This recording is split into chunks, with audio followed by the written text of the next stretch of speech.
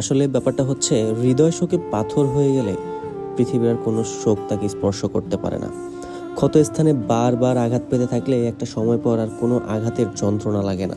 পৃথিবীতে যারা কোমল হৃদয়ের, বেছে বেছে শুধু তাদেরকেই বেশি যন্ত্রণা দেয়া হয়, আঘাত দেয়া হয়। আর এই কোমল হৃদয়ে যারা আঘাত করে, তাদের দেয়া আঘাতগুলোই হৃদয়টাকে আরো বেশি কঠিন করে তোলে। হৃদয় কথায় আঘাত পায় মানুষের আচরণে, ব্যবহারে। সত্যি কথা বলতে কি, যারা কোমল হৃদয়ের মানুষ, পৃথিবীতে তারা কখনো সুখী হতে পারে না। পার্থিব সুখ স্বাচ্ছন্দ্যের আশায় আমরা যারা নিজেদের ভালো থাকাকে বিসর্জন দেই, মূলত আমাদের কপালেই শোক জোটে না। তখন দেখবেন কি, একটা সময় পর গিয়ে দেখবেন যে কষ্ট পেতে পেতে হৃদয় এতটাই কঠিন হয়ে যায় যে তখন নিজের মধ্যে কোনো অনুভূতি আর কাজ করে না। তখন পৃথিবীতে যা কিছুই হয়ে যাক, তা নিয়ে কোনো মাথা ব্যথাও থাকে না।